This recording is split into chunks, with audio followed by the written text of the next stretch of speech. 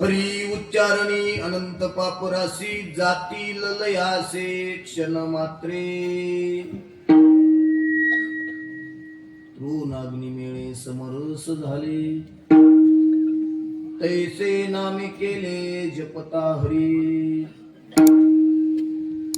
हरी उच्चारणी मंत्र पै अगाध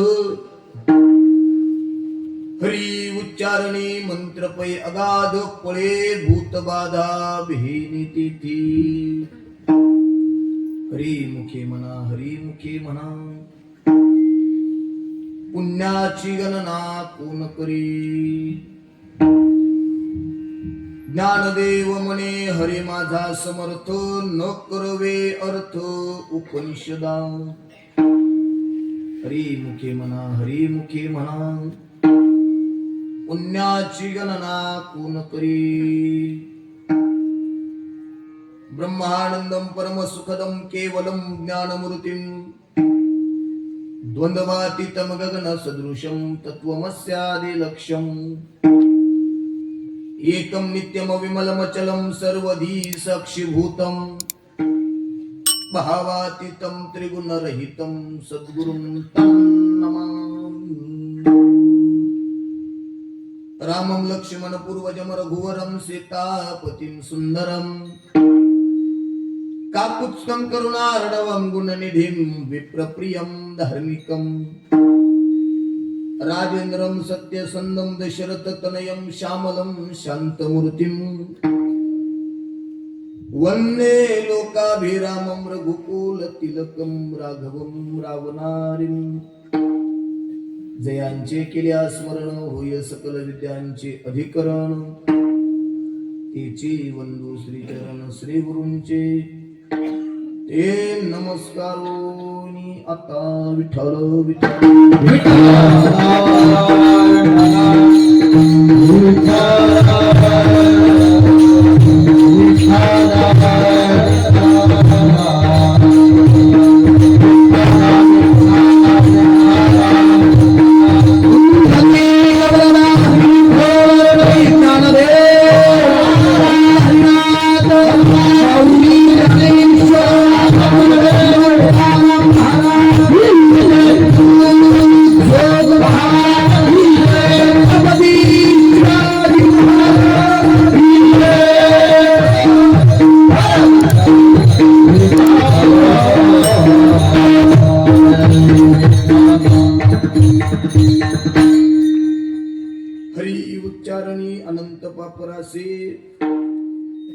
हरी उच्चारणी अनंत पापराशी जातील लयासे क्षण मात्रे हरी मुखे म्हणा पुण्याची गणना कोण करी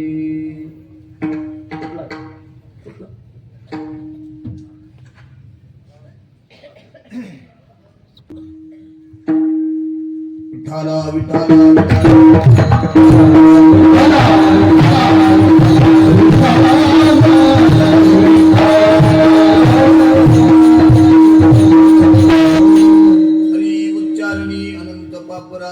जातील लयासे क्षण मात्रे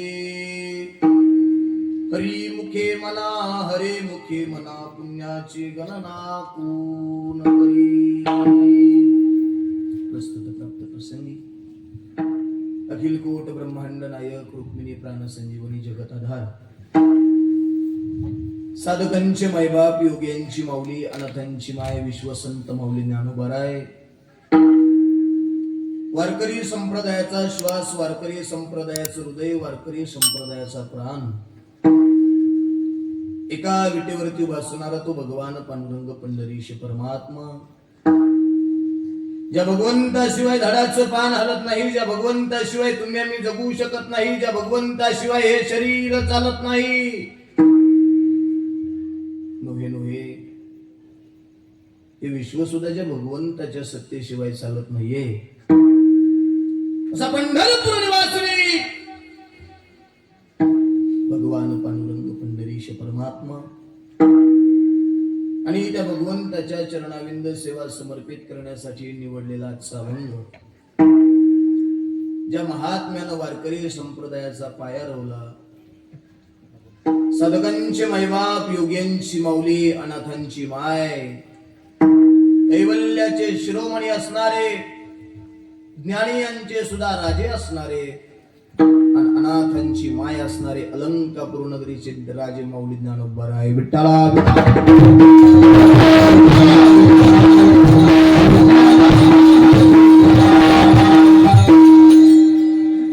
आजच्या अभंगामध्ये कैवल्य सम्राज्य चक्रवर्ती महावैष्णव माऊली ज्ञानोबा राय हे भगवंताच्या नामाचं महत्व सांगताय.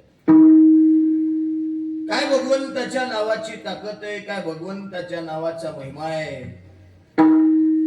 त्या मनुष्य देहानं भगवंताचं भजन करायचंय, किम निमित्ताने भगवंताचं भजन करायचंय. भजन केल्यानंतर मनुष्य देहाला फायदा काय होणार आहे, नाही केल्यानंतर तोटा काय होणार आहे. पवित्र नरदेह देऊन जर पवित्र देवाचं भजन जर मनुष्य देह करत असेल,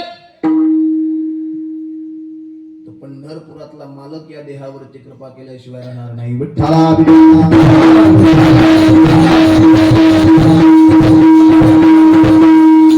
एवढं सामर्थ्य म्हणले देवाच्या भजनात आहे. आजपर्यंतचा इतिहास आहे म्हणले, आजपर्यंत संप्रदायातले सगळ्यांची यादी म्हणले, पापी लोकांची सुद्धा, पापी लोकांचा सुद्धा उद्धार करण्याचं सामर्थ्य म्हणले भगवंताच्या भजनामध्ये. आज यादी आहे संप्रदायामध्ये, ज्यांनी ज्यांनी पाप केलेलं आहे त्या पापी लोकांच्या जर मुखातून भजन होत असेल तर त्या पापी लोकांचा सुद्धा उद्धार करण्याचं सामर्थ्य म्हणले भगवंताच्या भजनात. एवढं सामर्थ्य म्हणले देवाच्या नावात आहे, सामान्य नाही. एखादा जर त्या देवाचं भजन करत असेल अंतकरणातून, त्याला जर आळवण्याचा प्रयत्न जर एखादा मनुष्य करत असेल, इथून मागे झालेल्या पापाची होळी करण्याची ताकद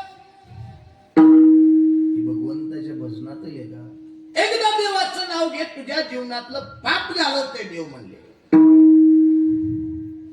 एक जण म्हणला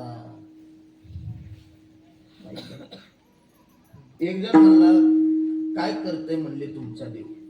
अरे नुसतं देवाचं भजन कर, काय करतय सांगा, काय करतय. एकदा देवाचं भजन कर म्हणले, इथून माग जेवढं बी तुझं पाप शिल्लक राहिलेलं त्या पापाची होळी करण्याचं सामर्थ्य म्हणले देवाच्या भजनात. एका सेकंदात म्हणले देव तुझं पाप घालीत. जाती ललयासी क्षणमात्री एका सेकंदात म्हणले पाप घालीत. नुसतं घालीत नाही म्हणले, डायरेक्ट जाळून टाकतोय. कस काय? असा मोठा एखादा अग्नी पेटलाय म्हणले, दंडन दंडन दंडन असा अग्नी पेटलाय. पेटलेल्या अग्नीमध्ये वाळलेलं गवत फेकून दिलं. ते जळायला तेवढा वेळ लागतोय म्हणले, तेवढाच वेळ माणसाचं पाप जळायला लागतंय. तैसे नाम केले जपता हरी महाराज, त्याचं नाव घेतलं निष्ठ पापच जाते, पापच जळते का अजून बी काय होते. माणसं जरा 150 असते तर ज्ञानोबा राय म्हणलेले का, त्याचं नाव घेतल्यावर पाप तर जातेच, त्याचं नाव घेतल्यावर पाप तर जळतेच, पण त्याचं नाव घेतल्यानंतर पळे भूत बाधा भीनी देते. त्याचं नाव घेतलं की भूत बी घाबरते तर बाधा बी पळून जाते. एवढं सामर्थ्य म्हणलं देवाच्या भजनात आहे. कारण त्याच्यासारखा सामर्थ्यवान आजपर्यंत या जगात कुणी बघितला नाही. का? वेदाला बी त्याचं वर्णन करता आलं नाही, उपनिषदाला बी त्याचं वर्णन करता आलं नाही.